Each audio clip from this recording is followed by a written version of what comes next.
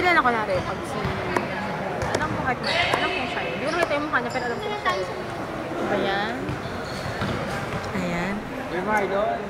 Oy, kaway naman. Pag akin ilayo mo para mapayat. Ilayo mo para mapayat kami. Nung ako sa St. Jude, diba? Paglabas namin si Kuya, may mga ABS sa kanya. Bigla pa naman nung pinipicturean ko, biglang lumingon siya doon, no? Si Kuya Kim yan. Si Kuya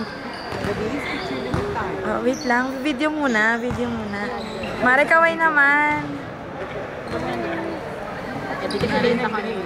Post natin sa medical world. Kate. Ayan. Kasi, syempre, ang kagandahang Beck. Sige na, ang kagandahang Beck. Sige na. Kaya may mga bagong kasama. Tingnan natin yan.